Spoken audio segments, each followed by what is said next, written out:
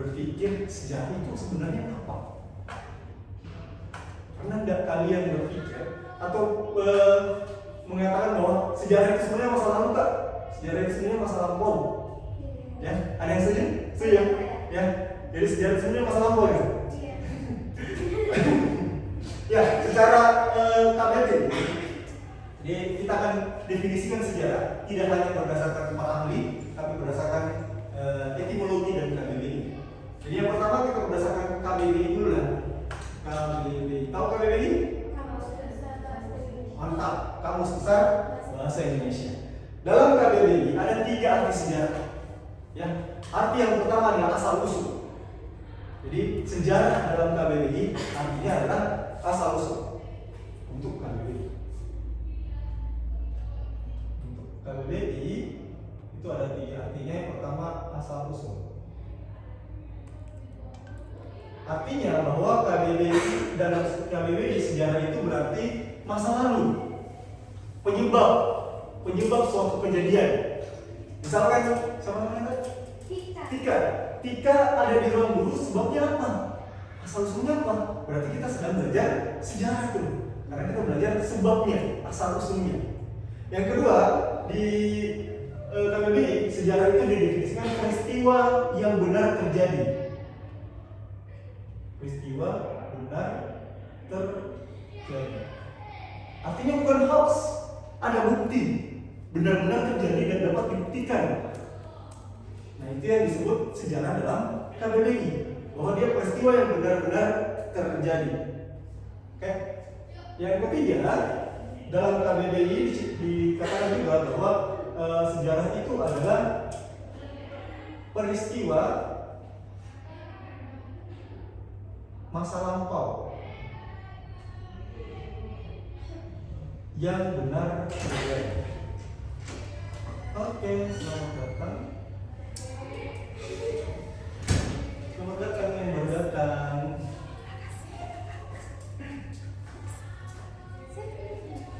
Oke, langsung dulu deh, silakan. Ya, Kak. Oke, ini menurut KBBI, definisi sejarah menurut KBBI. Selanjutnya, definisi sejarah berdasarkan etimologi.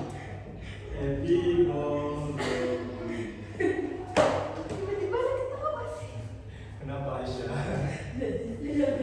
Oke, secara etimologi, nah ini etimologi berarti secara bahasa lampau. Etimologi itu berasal dari bahasa Yunani, ya. Sejarah itu berasal dari, secara etimologi sejarah itu berasal dari bahasa Arab. Kayak pahal kan? Bahasa Arabnya sejarah itu syajaratun. Syajaratun. Amin. Amin. Syajaratun berasal dari kata artian bahasa Indonesia, artinya itu bahasa Indonesia adalah pohon. Pohon. Jadi dia berasal dari bahasa Arab. Secara etimologi yang berarti syajaratun, arti bahasa Indonesia adalah pohon. Nah, dari kata etimologi pohon itu menandakan bahwa ada awal dan ada buah nanti di akhir. Dari pohon itulah yang berakar dan sebagainya. Bahwa kita berasal dari satu induk, seperti pohon, berasal dari satu buah, satu biji yang tumbuh. Nah, itulah kenapa diambil dari kata pohon. Oke? Kita semua percaya bahwa manusia pertama adalah Adam alaihissalam. Berarti kita berasal dari satu induk tuh, sama dengan pohon yang hidup. Tidak mungkin ada dua biji, ya, lalu dua pohon, lalu satu pohon jadinya. Pasti salah satunya yang jadi. Nah, itulah kenapa arti secara etimologi itu pohon. Oke, sampai sini ada pertanyaan secara etimologi. Yang selanjutnya adalah berdasarkan para ahli.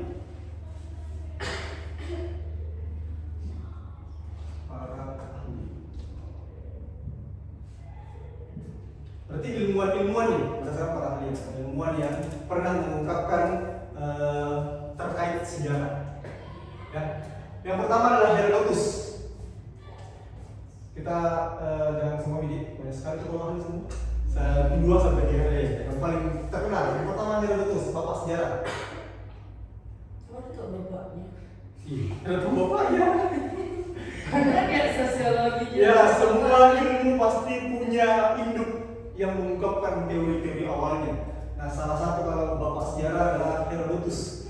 Ya, Herodotus mengungkapkan bahwa sejarah adalah ilmu yang melingkar. Kalau Herodotus itu mengungkapkan bahwa sejarah itu beda dengan ilmu lain. Ilmu lain kan berkembang ya dinamis. Sedangkan kalau sejarah itu mengungkapkan bahwa sejarah adalah ilmu melingkar.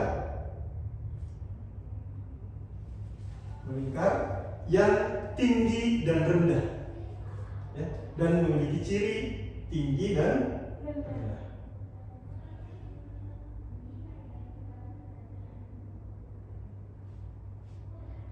Artinya bahwa sejarah akan terulang.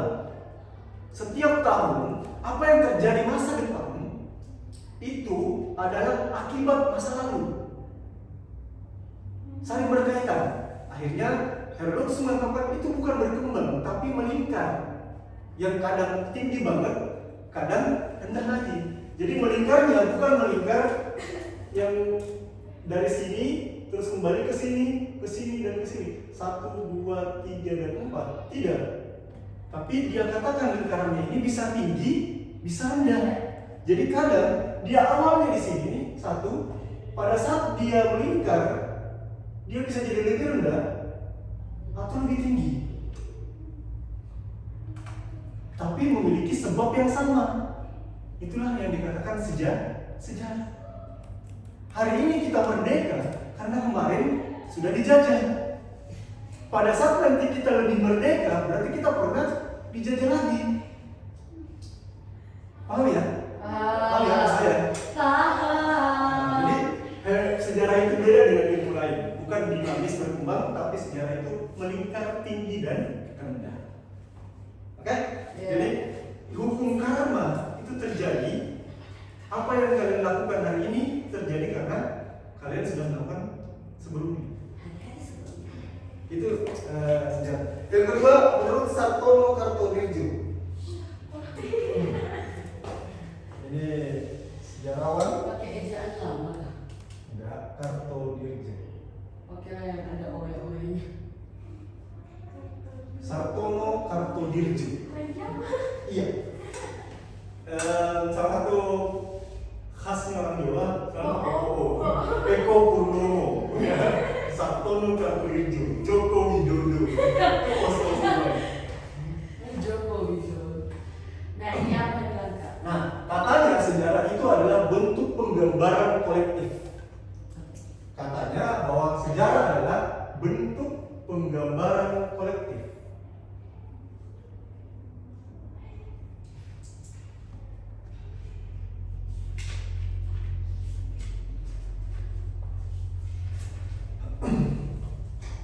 Bentuk gambaran kolektif yang pernah terjadi di masa lalu. Contoh, kalian sekarang logat sekarang ini, logat tak ye, di mana ki, kenapa ki, bagaimana ji, itu adalah gambaran kolektif masa lalu yang campuran dari Cina, Arab, India bercampur semua, akhirnya menjadi logat-logat tersendiri di setiap daerah. Yang banyak Kristennya dulu kayak Toraja, sama nggak bahasa tak dengan bahasa Toraja? Iya. Dan dia lebih ke Spanyol-Spanyolan. Iya, men. Ya, kita ini lebih ke Jepang dan Belanda, campuran Arab dan India. Akhirnya pakai Ji. Pernah dengar bahasa India yang ada bahasa ada bahasa Ji-nya gitu. Cina juga gitu tuh. Jadi karena kita pencampuran gambaran kolektif, menurut Sartono Kartodirjo, bahwa apa yang terjadi kita hari ini itu adalah hasil gambaran kolektif masa lalu. Ya, apa yang kita ingin lakukan Rogata hari ini itu gara-gara campuran bahasa Arab, campur bahasa India, campur bahasa Jepang, campur bahasa Cina, akhirnya kita punya logat yang tersendiri. Makanya Sartono Kartodirjo mengatakan hari ini kita lakukan gara-gara bentuk gambaran kolektif masa lalu. Paham ya maksud saya? Itu katanya Sartono Kartodirjo. Oke, masih mau Al-Mahdi? Atau dulu? Silakan tulis dulu lah dua ini, ya.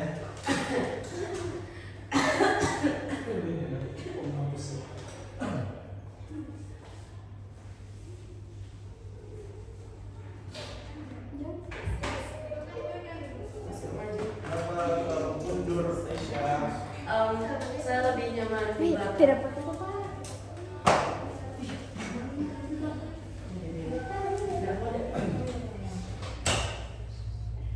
Sambil kalian tulis, silakan tunggu di depan. Menjadi sumber juga. Sumber jadinya. Oke, TV. Studio sana. Iya. Kita lihat. Ini siapa ini yang aku namanya? Lupa ya. Kita belum kenalan ya. Ya ada. Tunduk dikit. Dulu dikit. Kenapa? Lagi gimana? Malah sama Cata ini. Ini. Coba cara kali kita tutup Aisyah. Baru ada sama. Masuk. Jadi ayo aku. Lupa itu lupa.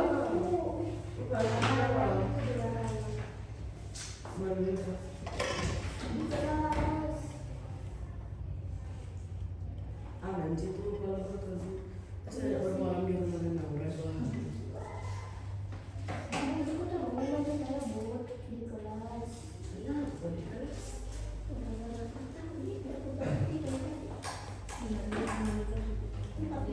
Kalau di sekolah Aisyah sudah pernah belajar sejarah?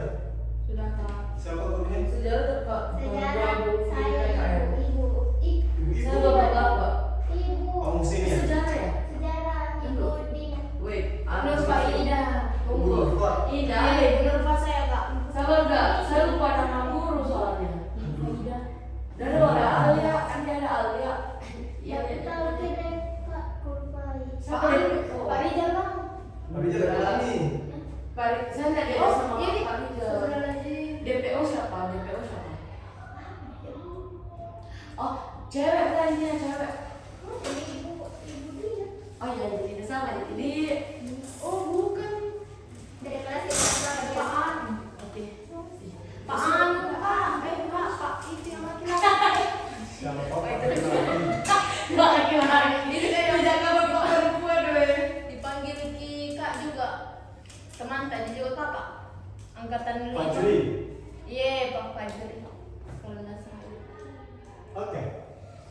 Kita sudah bahas tadi definisi sejarah. Berarti kita sudah tahu bahwa sejarah itu adalah pembelajaran atau ilmu yang mempelajari terkait masa lampau yang bisa dikonstruksikan untuk masa kini. Itu tadi definisi sejarah. Yang kedua, kita akan bahas manfaat belajar sejarah. Oke, manfaat belajar sejarah. Secara garis besar, menurut Nugroho Nakusanto, Asik. Valid banget. yo guys, Nugroho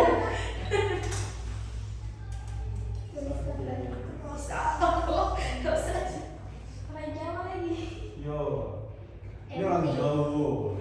Nugroho Kak Halim sombong disenyumin dan berasa besar. Video deh. Kenapa gitu? Sebelumnya kalian ini ada saja. Noto Susanto, dia membagi bahwa 4 manfaat belajar sejarah. Yang pertama itu untuk edukatif. Yang kedua untuk inspiratif. Yang ketiga, jadi ada edukatif, ada inspiratif, ya, ada rekreatif. Sama Kak Aisyah juga kita sejarah. Rekreatif. Dan yang keempat ada instruktif. Udah bagus kok. Bener-bener bagus sekali. Kenapa? Ada siapa? Harusnya jahat Kak, harusnya jahat. Oke, pertama perhatikan. Perhatikan ini. Pertama perhatikan. Iya. Oke, kenapa ilmu sejarah itu bermanfaat? Yang pertama gara-gara dia memiliki Kader. edukatif itu apa? Sesuatu yang memberikan ilmu edukasi tentang soal asik Tentang agama. Ilmu. asik kakak. Ya, secara garis besar, kenapa belajar sejarah itu bermanfaat? Karena dia mendapatkan pembelajaran. Makan. masuk ke depan. Barat tuh. Iya, Coba mau sini dulu. Oke. Saya bisa takut. Jadi secara umum kita belajar sejarah itu untuk mendapatkan pembelajaran apa yang terjadi masa lalu. Kalau itu hal buruk tidak boleh diulang kembali. Iya. Ya, apalagi kalau karmanya itu juga.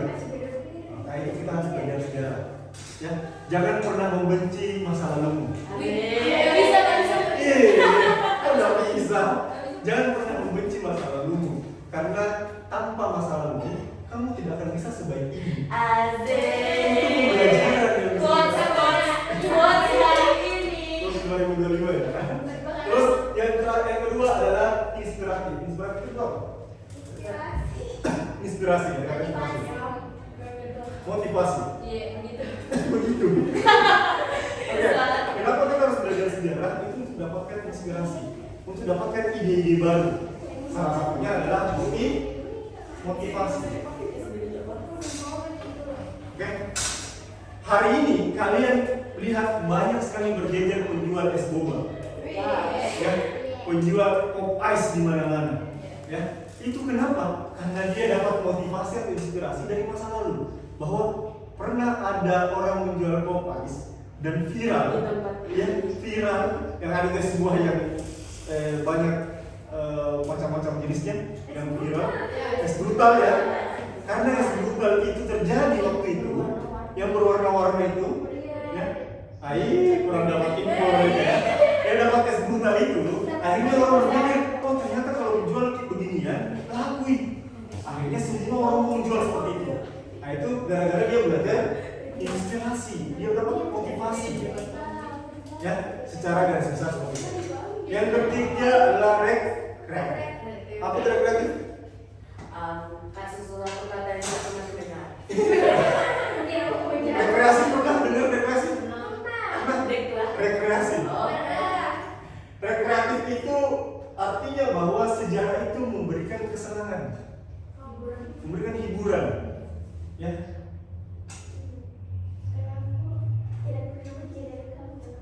Kalau kalian belajar bukannya senang, bukannya tenang atau bukannya happy pada belajar sejarah, tapi malah bosan, berarti kalian tidak tertarik dengan pelajaran ceritanya itu. Kalian tidak dapat cerita itu. Bukan berarti sejarahnya tidak menyenangkan. Sejarah itu menyenangkan, Mas.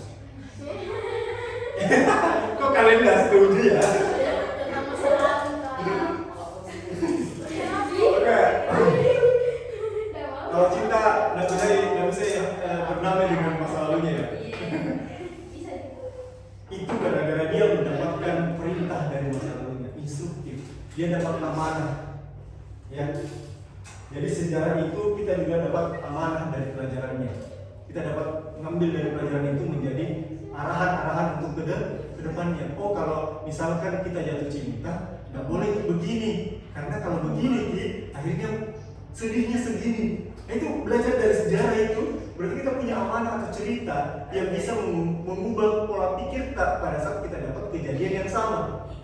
Ingat, sejarah itu tadi melingkar bahwa apa yang terjadi hari ini bisa jadi minggu depan, bulan depan, tahun depan, itu kalian dapat hal yang sama lagi. Kalau hari ini misalnya kemarin waktu SMP, dia capek belajar terus, bla bla bla bla. Pas SMA belajar enggak? Jadi sejarah kalian terulang terus. Nanti setelah SMA kalian kuliah, belajar enggak? Belajar lagi. Lebih pusing enggak? Lebih pusing lagi. Karena sejarah itu bukan berarti melupakan, tapi kita akan kembali di masa itu. Oke, nah kata dulu baru manfaat sejarah ini.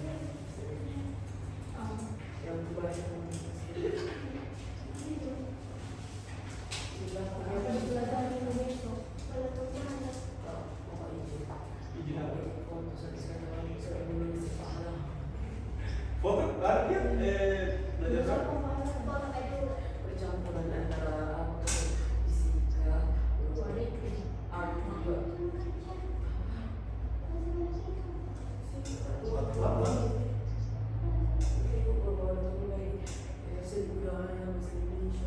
Menurut saya mulut banyak sekali.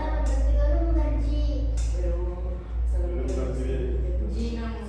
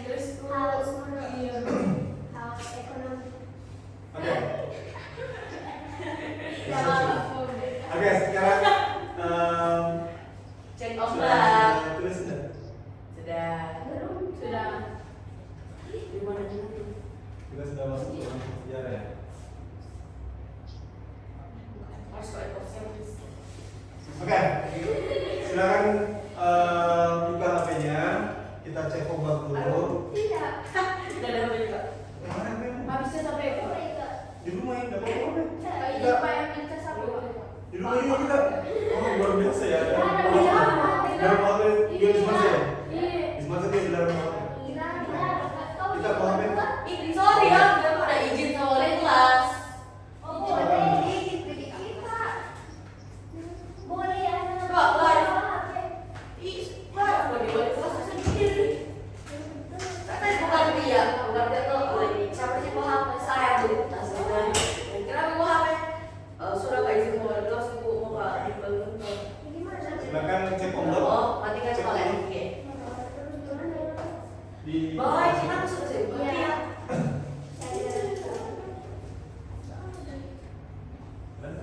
Pernah Iya sih, kelas.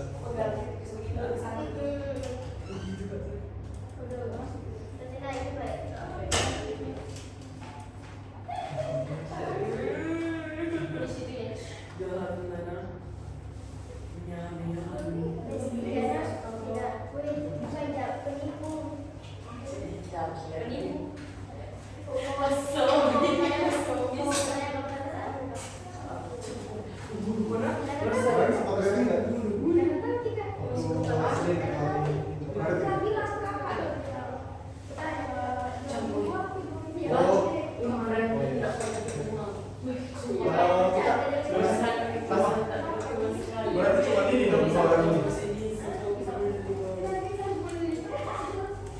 Oke, kalau gitu perhatikan saja soal di.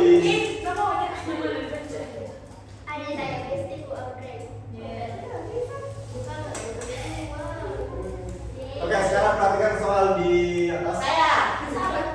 Sejarah adalah ilmu yang mempelajari tentang aktivitas kehidupan manusia pada.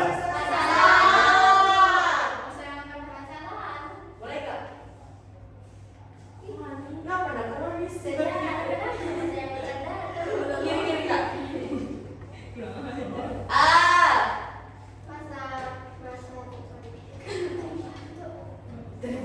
Jawabannya masa lalu, masa kini, masa depan.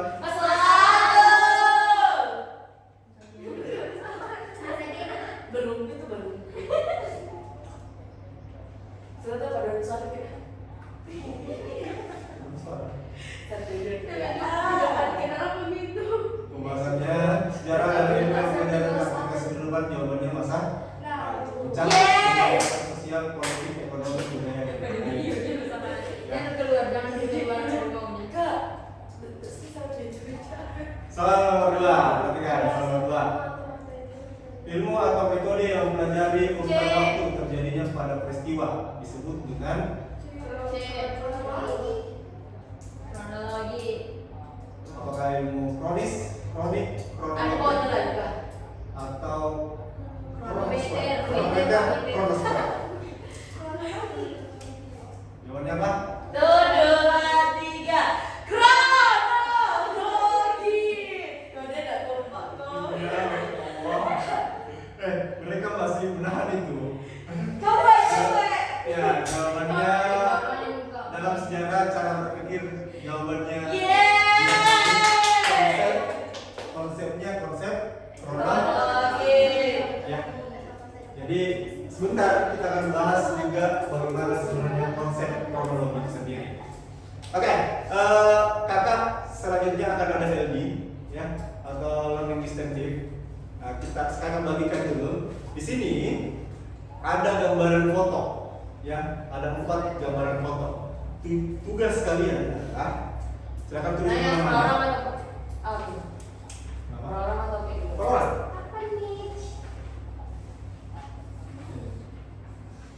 Oke, silakan tulis namanya dulu di atas, ya. Bisa mau nggak di bawah? Sudah dulu. Ya udah di bawah. Silakan tulis namanya. Terus kemudian bagaimana cara kerjanya? Silahkan kalian pilih dari 4 itu, tentukan yang mana manfaat edukatif, yang mana manfaat inspiratif, yang mana manfaat rekreatif, dan yang mana manfaat Tulis instruktif. di sini. Ya, tulis di kotak kecil itu. Nah, nanti kita akan acak siapa yang akan Apa presentasikan itu. Apa ini? Ya. Silakan perhatikan gambarnya. Yang mana gambar yang melihat memperhatikan edukatifnya, inspiratifnya, rekreatifnya dan Kak, inspiratif. apa dari ini kak? Yang mana? Iya, kak berbikin. Tak lihat sini. Ini jelas di gambar kak. Itu gambar dua orang yang melihat benda-benda sejarah. Oh, berarti. Oh benar-benar sejarah. Kira ada yang pada bantuan kami. Bukan pertahanan kak. Ini apa? Ini apa? Ini apa? Ini apa? Nah ya. Ya menulis sih ada dari papan tulis jadi hukum kita ini kak. Yang mana? Diri. Gambar pertama itu perhatikan. Gambar diri. Ya, gambar pertama itu memperlihatkan gambaran pendidikan masa lalu. Oh. Bahwa tidak ada PDP, tidak ada papan tulis yang spidol, masih papan tulis kapur dan lain Di sebagainya. sini kak. Gambar kedua itu adalah sekarang sih. Gambar kedua itu adalah gambar peta masa lalu. Peta, jadi ada Maps dan Google Maps dan lain sebagainya. Itu pakai peta manual. Terus gambar ketiga itu gambar ketiga itu adalah gambar orang yang lagi pidato public speaking. Terus yang terakhir adalah gambar orang yang sedang melihat dua siswa yang sedang melihat benda-benda sejarah.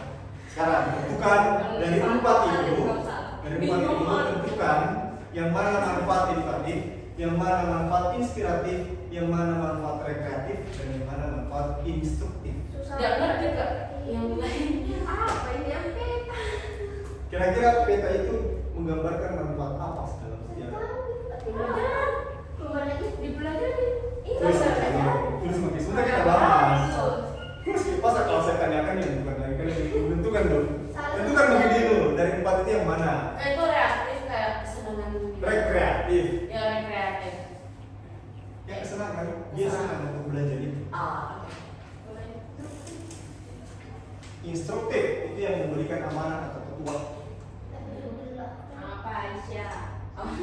Amanah atau? Petua, arahan, saran dan lain sebagainya. Boleh diganti kak? Bicara ini di bawah mata di luar sini. Boleh kita ada di. Sebelum dipresentasikan. Ya. semua nanti kali. Sudah jauh begitu dah apa? Kalau kita dah semua saya. Nanti ada lagi benar semua. Sudah? Belum. Ini baru dua kak. Begitu. Dibombek gitu. Apa tadi yang petua kak? Petua itu amanah. Amanah sama petua, amanah, saran dan kawan-kawannya.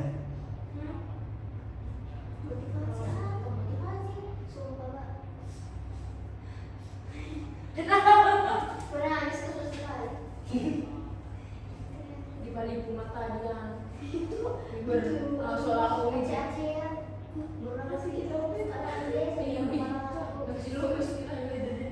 Kau terus kalau siapa? tapi nah ada kak Lumayan juga tuh. Oh iya. lumayan Sudah. Mana itu? Ah, tidak ada saya. Jawab. Apa tuh kak? Saya kasih waktu Kak, itu 5 menit lagi ya. Kak, itu motivasi. Inspiratif. Inspiratif itu memberikan motivasi bahwa sejarah, kalau belajar ke sejarah itu kita dapat inspirasi atau motivasi. Yang mana ini? Jati cukup. Jadi itu. Udah masuk yang mana yang yang lebih. Coba tadi kalau berapa waktu ini sekarang mana mau perhatikan? 3 menit lagi.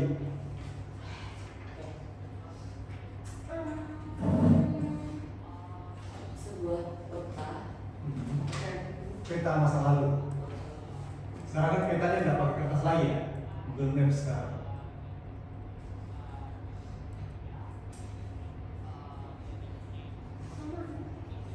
Oh, 1 menit lagi.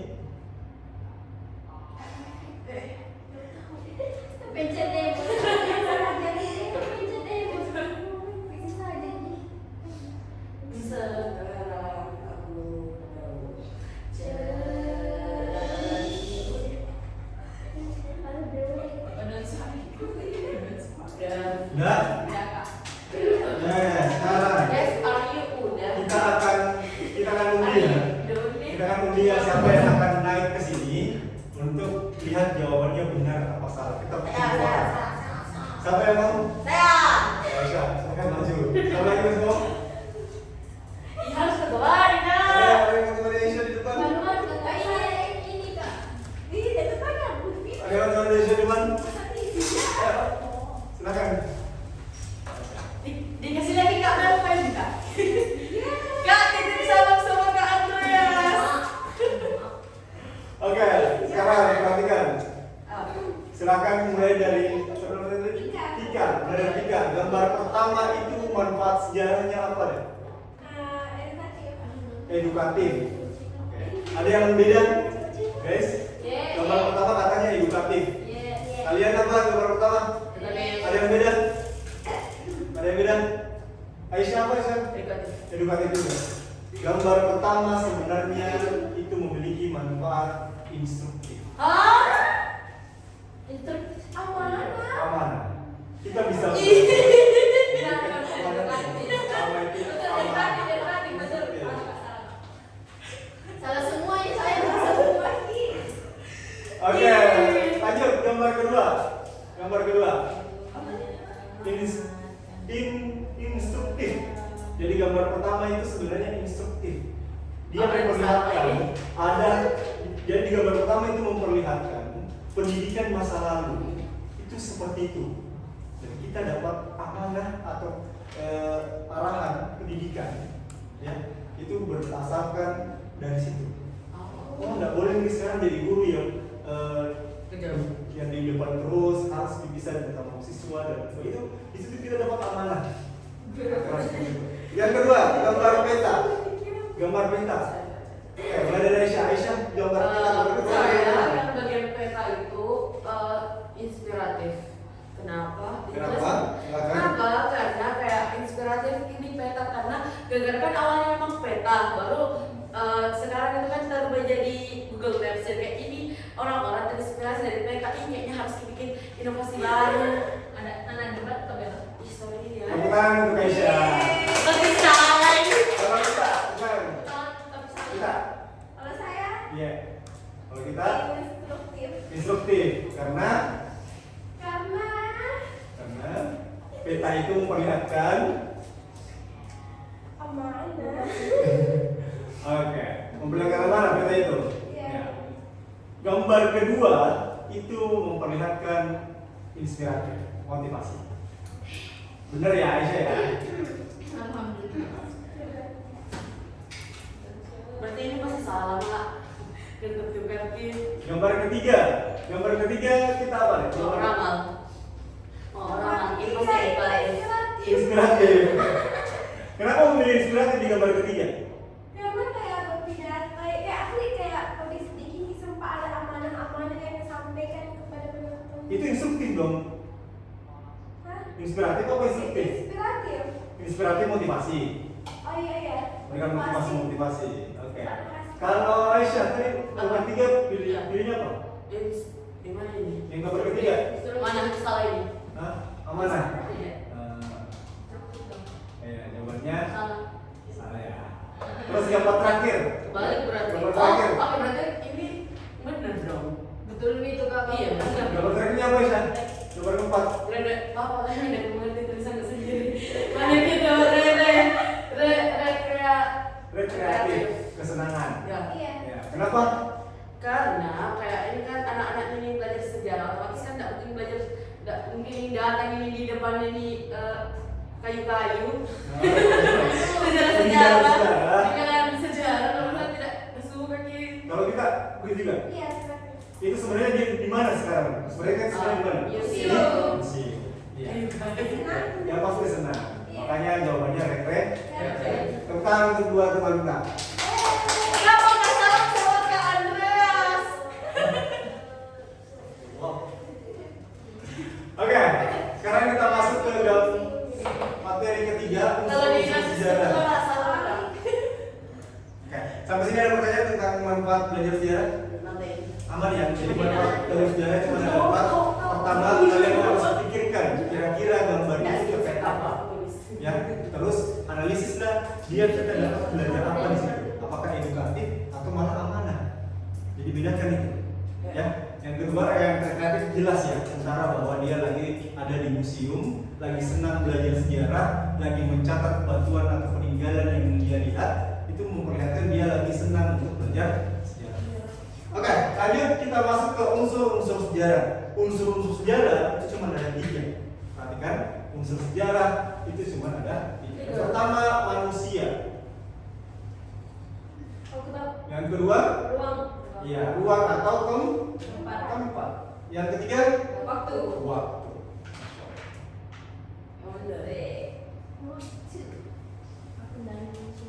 Jadi ada 3 unsur-unsur sejarah. Apa itu unsur sejarah sebenarnya? Suatu hal. Memang cara menjelaskannya unsur.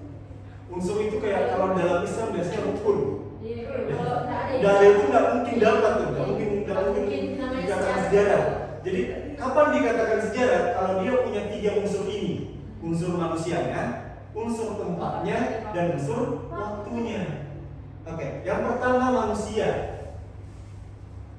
Manusia di sini itu sebagai pelaku atau tokoh utama di situ. Ya, pelakunya, penggerak dalam sejarah itu. Pelaku atau penggerak. Herodotus. Penggerak atau pelaku. Lanjut, tempat itu adalah ruang atau biasa disebut spasial.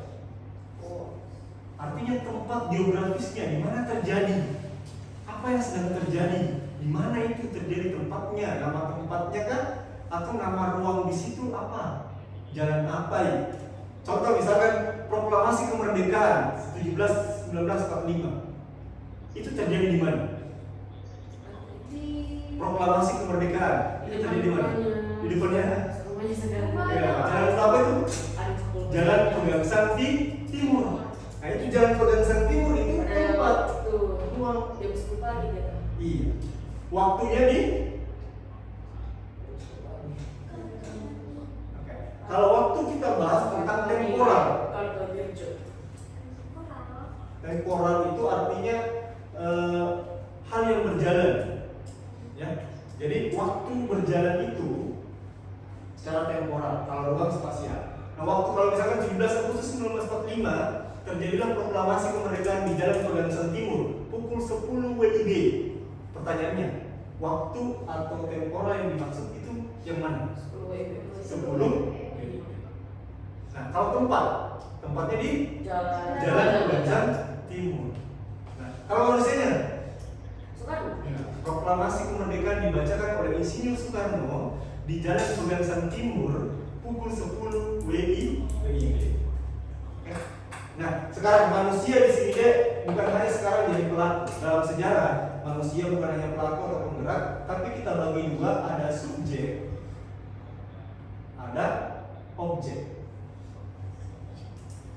Kapan manusia dikatakan sebagai objek, kapan manusia dikatakan subjek? Manusia dikatakan subjek saat dia menjadi peneliti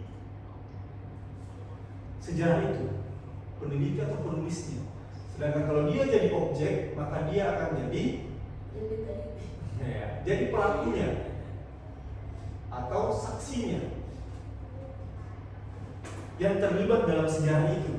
Kalau ini tidak terlibat dia peneliti atau penulisnya, menulis sejarah itu. Oke? Kayak ini, dia yang menulis sejarah dalam melingkar bla bla bla, itu menulis saja. Tapi kalau dia adalah pelakunya, maka dia sebagai objek. Itu unsur-unsur sejarah.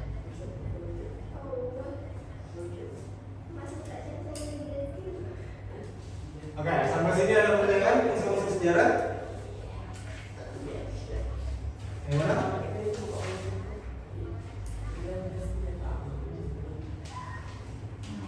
Kenapa kalian bisa begitu ya?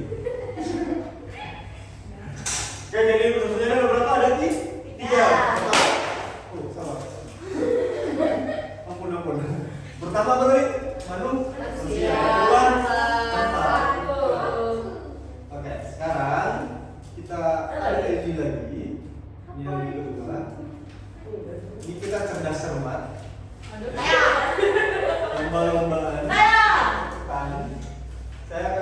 dua narasi. Dibaca. Kita akan latih audio kalian, pendengaran kalian untuk LD kedua ini.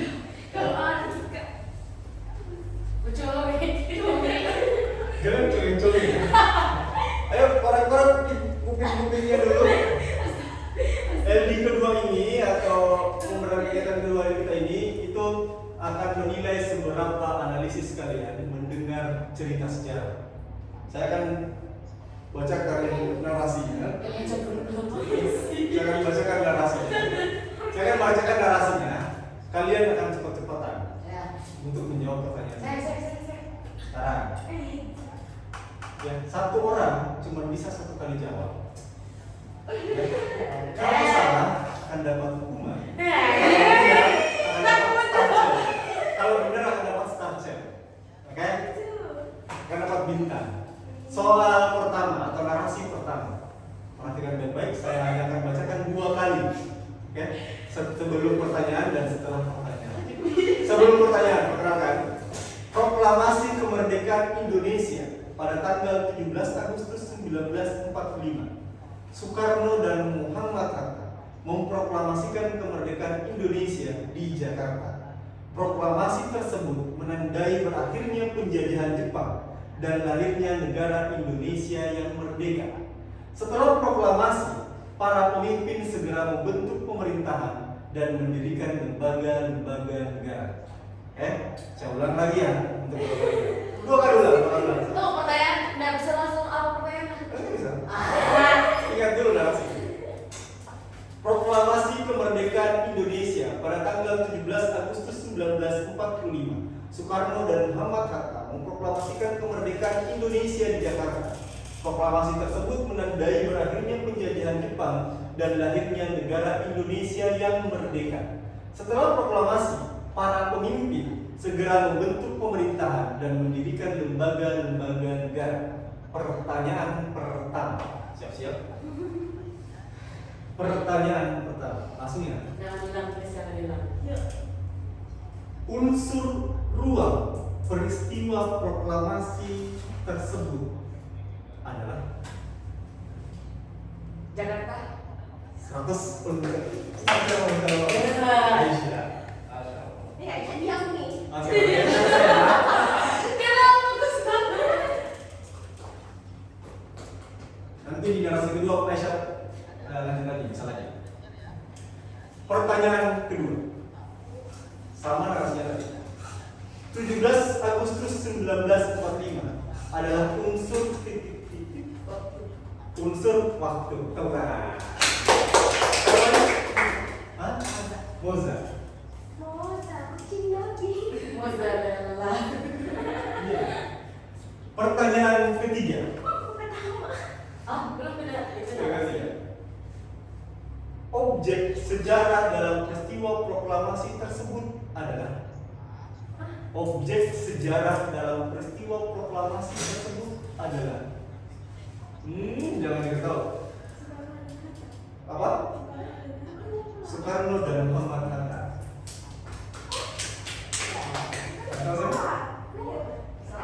Siapa?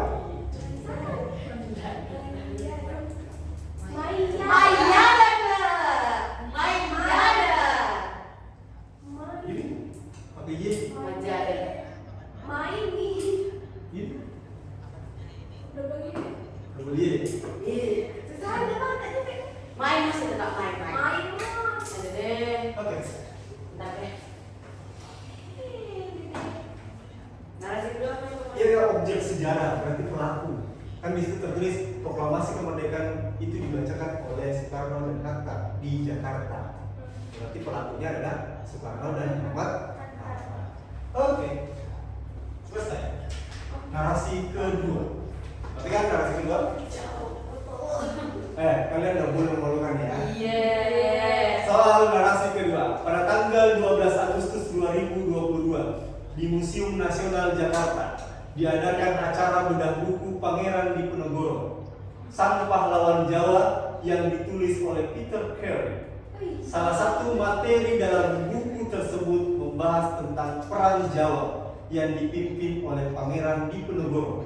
pada 1825 sampai 1830. Acara beda buku ini menghadirkan sejarawan Indonesia, yaitu Dr. Restu Gunawan sebagai pembicara utama. Dalam penjelasannya, Dr. Restu mengungkapkan pandangannya tentang bagaimana Pangeran Diponegoro tidak hanya sebagai pemimpin perang Jawa melawan Belanda, tetapi dia juga dikenal sebagai simbol perlawanan rakyat terhadap penindasan. Oke, semuanya ini maksudnya. Gitu ya Pak. Namanya level dunia. Itu kalau misalnya Kak bertanya ke salah satu nama atau di situ termasuk harus pergi ulangi dari sini dagang. Makanya catat. Ulang ya. Narasi kedua ya, ulang ya.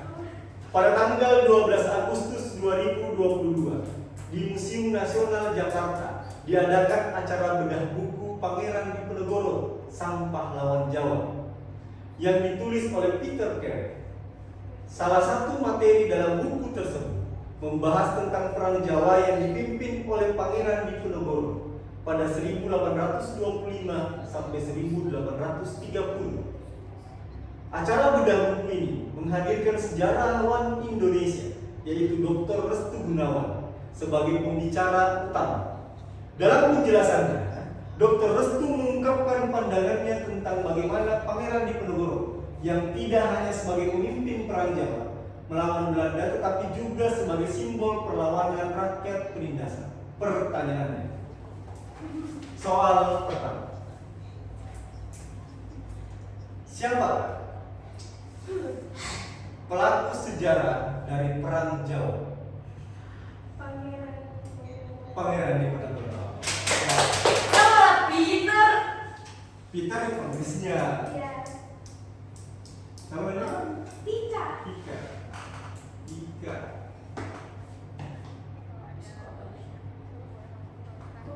Yang dapat starter dan habis pertanyaan.